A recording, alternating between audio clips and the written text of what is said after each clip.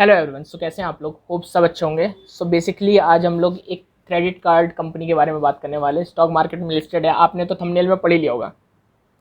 So basically मैं आपको इस वीडियो में ये बताना चाहता हूँ कि आप इस वीडियो को पूरा देखिएगा, बिकॉज इस वीडियो के अंदर मैं जो आपको नॉलेज देना चाहता हूँ कैसे स्टडी की जाती है। देखो, आप ग्राउंड लेवल पे किसी भी चीज़ को ढूंढ नहीं सकते, आपके पास इतना ना तो टाइम है ना ही इतने सोर्सेज हैं कि आप ग्राउंड लेवल पे चीज़ों को पता लगा पाओ कि वहाँ पे क्या चल रहा है। तो मैं आपको नेट के थ्रू समझाना चाह रहा हूँ कि रिसर्च कैसे की जाती है, किसी भी बिजनेस मॉडल को, किसी भी कंपनी को खरीदने से पहले क्या क्या चीज़ें देखी जाती है, उसकी फ्यूचर ग्रोथ क्या है, आपको हर चीज़ ऑब्जर्व करनी पड़ेगी, तब जाके कोई कंपनी को आप खरीद के लॉन्ग टर्म के लिए रख सकते हो। तो आपको मैं इस वीडियो में A to Z सारी चीज़ें बताने जा रहा हूँ। कैसे सर्च करते हैं कंपनी को वो भी बात बताऊंगा।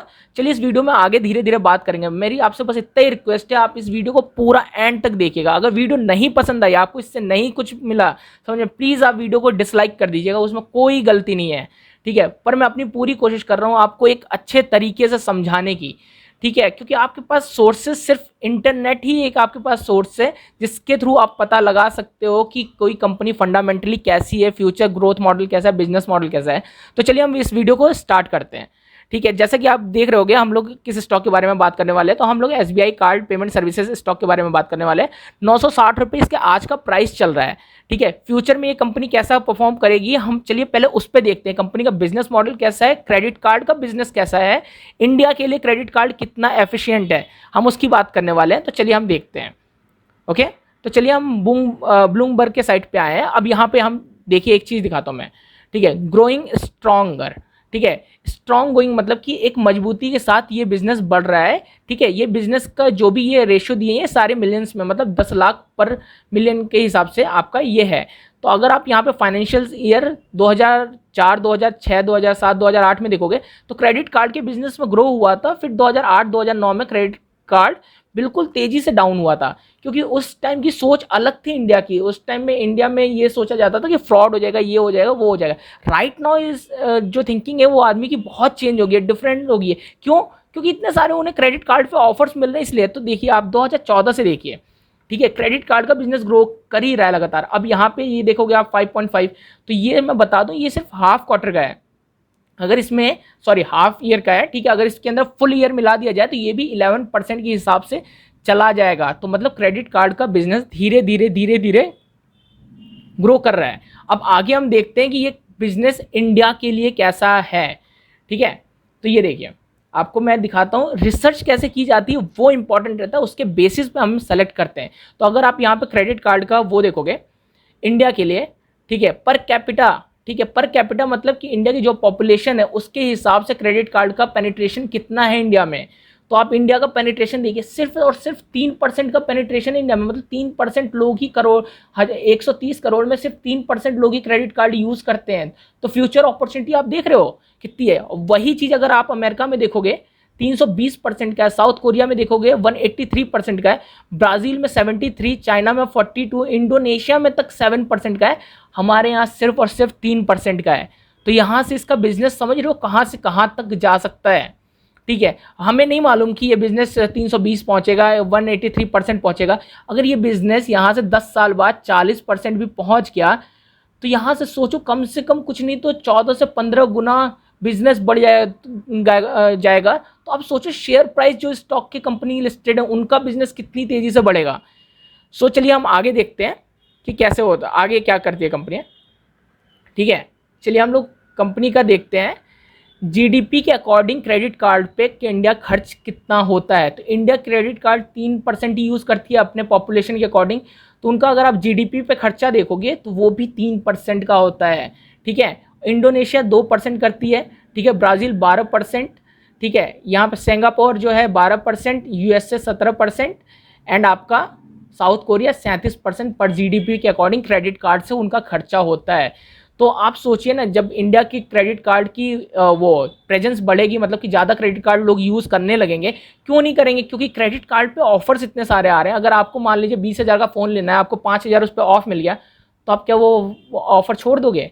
आपको पैसा पसंद नहीं है कि आपका पैसा बच रहा है, ठीक है। आप कोई इलेक्ट्रॉनिक गैजेट लेना चाहते हो, आप फ्रिज खरीदने जाते हो 25-30 हज़ार का, उसमें अगर आपको 5,000 ऑफ मिलेगा तो आपको अच्छा नहीं लगेगा? ऑफर में सेल, एक तो आपको सेल मिली, सेल में आप क्रेडिट कार्ड लगा के और ऑफ कर रहे हो, आपका 30,000 का सामान 20,000 में आ रहा है, तो आपको क्यों नहीं अच्छा लगेगा? तो इसलिए तो जब तक इंडिया में क्रेडिट कार्ड का पेनिट्रेशन कम है, ये ऑफर्स लाते रहेंगे, ऑफर्स लाते रहेंगे, तो इनके नंबर ऑफ यूजर्स बढ़ते रहेंगे, नंबर ऑफ यूजर्स बढ़ते रहेंगे तो क्रेडिट कार्ड का बिजनेस ग्रो होता रहेगा। चलिए वो सब हम आगे फाइनेंशियल्स में बात करेंगे पूरी, ठीक है। चलिए आगे देखते हैं कंपनी का। अगर आप यहाँ पे देखोगे, चलिए, तो क्रेडिट कार्ड में इंडिया में सबसे ज़्यादा कौन है, सबसे बड़े इशूअर्स कौन है इंडिया के अकॉर्डिंग? तो आप यहाँ पे देखोगे तो हमारा एक ही credit card company listed India में, तो हम उसी की बात करें, SBI कार्ड के बारे में, ठीक है। 23% लोग के पास कार्ड है इंडिया में और 19% उसका यूजेज है।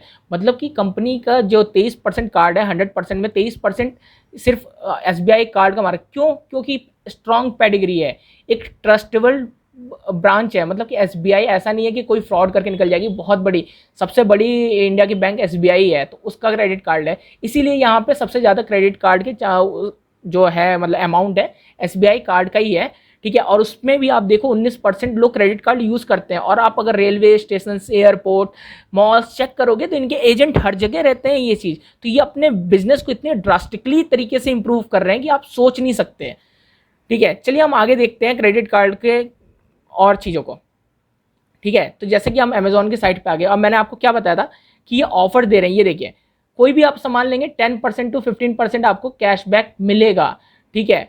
1500 से लेके आपको 5000 तक के ऑफर मिल रहे हैं। आप कोई 40,000 का सामान ले रहे हो, आपका 5000 ऑफ गया, 35,000 में मिल गया, तो आपको अच्छा नहीं लगेगा? और ये सिर्फ अमेजोन पे नहीं दे रहे हैं, ये फ्लिपकार्ट हो गया आपका, किसी भी साइट, मिंत्रा उंत्रा, सब पे इनका ये ऑफर चल रहा है।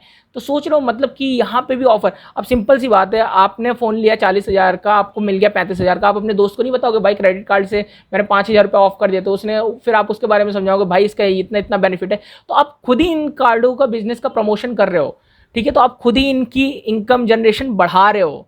तो चलिए हम लोग अब इसके फाइनेंशियल बैलेंस शीट के बारे में पढ़ेंगे, तो उसमें आपको पूरी डिटेल एनालिसिस होगी कि ये कंपनी ग्रो कैसे कर रही है, ठीक है। तो जैसे कि आप यहाँ पे देख रहे हो, हम SBI card and payment services के बारे में बात कर रहे हैं। 90,000 करोड़ की कंपनी, एक लार्ज कैप कंपनी है जिसका मार्केट प्राइस अभी 960 रुपये चल रहा है। 52 वीक हाई जो है इसका 1002 का है और 52 वीक जो लो है वो 495 का है।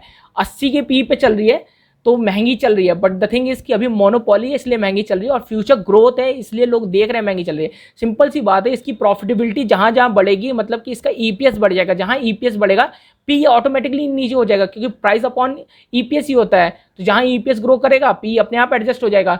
सो इस पी को देख के आप डरिए मत, ठीक है। बुक वैल्यू 62 की है, ठीक है। डिविडेंड यील्ड 0.1 समथिंग चल रही। जो भी ग्रोथ स्टॉक होता है उसमें डिविडेंड नहीं देखा जाता, उसका ग्रोथ देखी जाती है, ठीक है। आप डिविडेंड के चक्कर में नहीं पड़िए, क्योंकि आपके पास कितने स्टॉक खरीद लोगे? आप 100 खरीद लोगे, 200 खरीद लोगे, 400 खरीद लोगे, 1000 भी खरीद लिया, 10 रुपये का डिविडेंड दिया तो 10,000।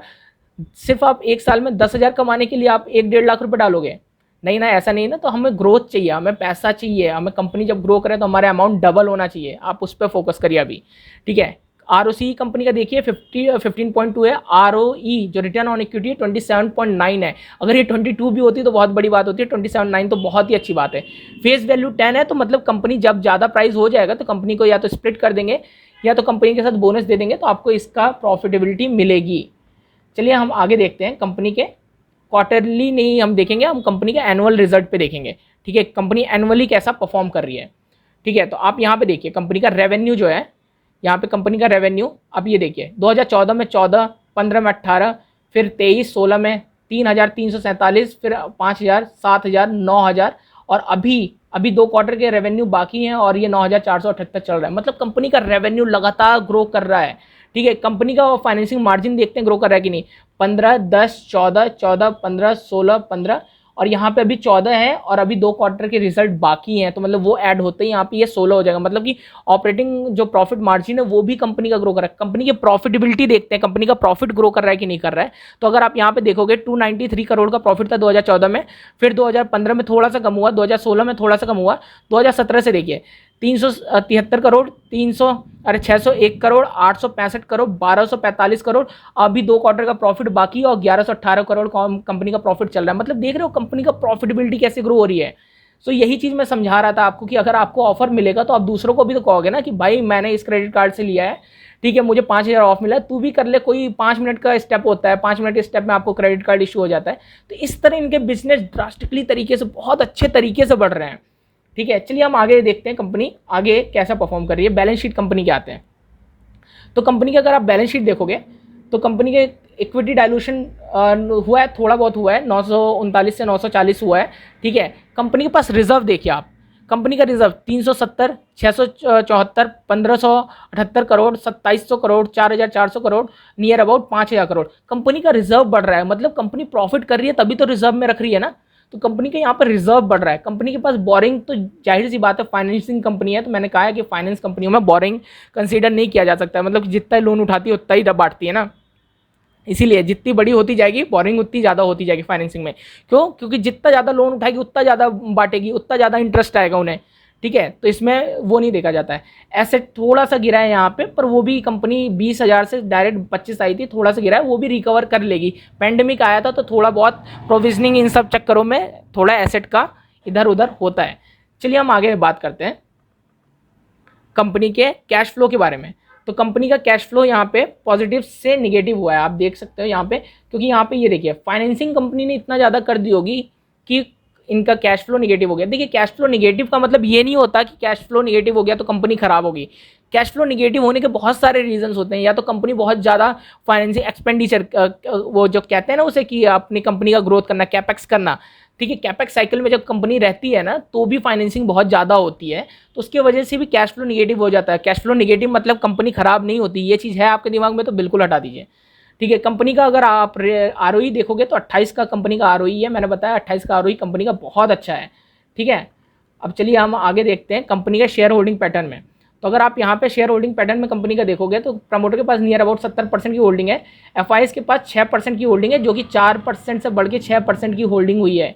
FIs को कंपनी को उठा रहे हैं, क्यों उठा रहे हैं? क्योंकि FIs जानते हैं कंपनी की वैल्यूएशन क्या है, कंपनी की वैल्यू, रियल वैल्यू क्या है, ठीक है। पब्लिक में देखोगे तो पब्लिक की जो होल्डिंग है कंपनी की वो 21% है, जो कि 22% से घटी है, मतलब पब्लिक से भी ये स्टॉक छीना जा रहा है धीरे धीरे। तो आप समझ सकते हो मैं कहना क्या चाह रहा हूँ, ठीक है। चलिए हम आगे देखते हैं इस कंपनी कैसा परफॉर्म करेगी। तो आप अगर ये देखो यहाँ पे, ये मास्टर कार्ड का स्टॉक है जो कि न्यूयॉर्क स्टॉक एक्सचेंज में ट्रेड होता है। तो ये कंपनी जब से स्टार्ट हुई है, ठीक है, ये कंपनी कहाँ 4 रुपये से स्टार्ट हुई थी, आज ये देखिए कंपनी कितना है, 323 रुपये पे है, ठीक है। 4 रुपये वाली कंपनी 323 रुपये पे है आज, इसे 10 से 12 साल में, ठीक है। अगर आपको रिटर्न देखना है तो रिटर्न भी आपको मैं दिखा सकता हूँ कि कंपनी ने रिटर्न कितना दिया है। तो आप ये कंपनी का रिटर्न देखिए, ऑलमोस्ट 7000% का रिटर्न दिया है। और ये कंपनी ऐसी नहीं, ये कंपनी धीरे धीरे और ग्रो करती जाएगी, ठीक है। तो यही चीज़ मैं आपको समझाना चाह रहा हूँ कि इंडिया अभी कहाँ पे है। अगर इंडिया में क्रेडिट कार्ड यूज़र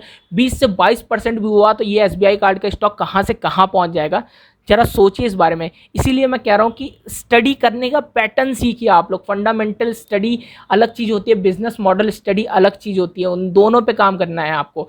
फिर चलिए अगर आपको इस कार्ड, ये स्टॉक आपने देख लिया जैसे कि ये इतना ग्रो किया है, तो क्या पता आपको लग रहा हो कि सिर्फ यही एक बिजनेस कार्ड का स्टॉक ग्रो किया है। तो चलिए हम लोग दूसरे कार्ड के स्टॉक के बारे में भी जान लेते हैं, जो कि न्यूयॉर्क स्टॉक एक्सचेंज में NYSE में ही ट्रेड होता है, जो वीज़ा क्रेडिट कार्ड, आपने सुना ही होगा, वीज़ा का जो आप लोग कार्ड यूज़ करते हैं डेबिट, तो उसका क्रेडिट कार्ड। तो उसका भी अगर आप मैक्सिमम चार्ट पैटर्न देखोगे यहाँ पे, तो ये देखिए मैक्सिमम चार्ट पैटर्न आपको दिख रहा होगा उसका भी, ठीक है। तो आप यहाँ पे देखिए ये कंपनी भी यहाँ से कहाँ ग्रो कर रही है। तो यही चीज़ होगा SBI कार्ड के साथ भी, सेम चीज़ ही होगा, बस क्या है, इट्स ऑल अबाउट टाइम। आप स्टॉक को टाइम कितना देते हो, ठीक है। आज कंपनी का चार्ट ऐसा दिख रहा है, फ्यूचर में कंपनी का चार्ट ऐसा नहीं दिखेगा। अभी ये कंपनी को 1 साल हुए भी नहीं हुए लिस्टेड, और जहाँ ये 8 साल 10 साल बाद इस कंपनी को देखोगे ना तो ये भी एक मास्टर कार्ड, वीज़ा कार्ड की तरह हो चुकी होगी ये कंपनी। चलिए इस कंपनी के आप फंडामेंटल्स स्टडी करते हैं, मतलब टेक्निकल चार्ट एनालिसिस पे देखते हैं कंपनी कैसा परफॉर्म करी है। तो अगर आप यहाँ पे नोटिस करोगे तो आपको एक चीज़ दिखाता हूँ, कंपनी का यहाँ से कंपनी गिरना चालू हुई थी, ठीक है। तो अगर आप यहाँ पे ध्यान दीजिए, कंपनी ने ये एक अपना राउंडिंग बॉटम पैटर्न कवर किया यहाँ से, ठीक है। फिर कंपनी ऊपर गई एंड कंपनी ऊपर जाके गिरी, और सपोर्ट कहाँ लिया, जहाँ पे राउंडिंग बॉटम इसने कवर किया था। देन उसके बाद कंपनी फिर धीरे धीरे ऊपर जाना चालू हो गई। अब देखिए कंपनी शॉर्ट टर्म में कैसा पैटर्न बना रही है, आप शॉर्ट टर्म का पैटर्न देखिए कंपनी कैसा बना रही है। कंपनी यहाँ से ऊपर उठी, ठीक है, यहाँ से कंपनी ऊपर गई एंड ये कंपनी यहाँ का रेजिस्टेंस ले रही है और यहाँ पे कंपनी देखिए, इस पैटर्न को पता है क्या कहते हैं, इस पैटर्न को फ्लैग पैटर्न कहते हैं, ठीक है। और यहाँ पे देखिए एक चीज़ और दिखाना चाहता हूँ मैं आपको, ये कंपनी ने यहाँ का बार बार रेजिस्टेंस ले रहे थे। अब रेजिस्टेंस में आपको कैसे मालूम चले कि ये फेक ब्रेकआउट है कि अच्छा ब्रेकआउट है, तो आप यहाँ पे देखिए कंपनी यहाँ पे रेजिस्टेंस ले रही थी, यहाँ पे रेजिस्टेंस, यहाँ पे रेजिस्टेंस, यहाँ पे रेजिस्टेंस, ठीक है, और यहाँ पे इसने ब्रेकआउट दिया, ब्रेकआउट दिया तो वॉल्यूम के साथ दिया, नीचे आप ये वॉल्यूम देख रहे होगे, तो यही चीज़ें हैं। सो बेसिकली मैं आपको समझाना चाह रहा था कि आपको स्टडी कैसे करनी है, किसी भी फंडामेंटल कंपनी को चुनने से पहले, किसी भी स्टॉक को चुनने से पहले आपको क्या चीज़ ध्यान में रखना है, कैसे ढूंढी जाती है कंपनी, आपको ये सारी चीज़ें स्टडी करनी होगी, तब आप जाके एक अच्छी कंपनी को ढूंढ पाओगे और लॉन्ग टर्म के लिए रख पाओगे। होप आपको ये वीडियो पसंद आई है तो प्लीज़ लाइक करिएगा, चैनल को सब्सक्राइब करिएगा और बेल आइकन को दबा दीजिएगा। मैं आपके लिए ऐसी इंटरेस्टिंग वीडियो दिन पे दिन लाता रहूँगा। होप आपको ये वीडियो पसंद आई हो तो लाइक करिएगा।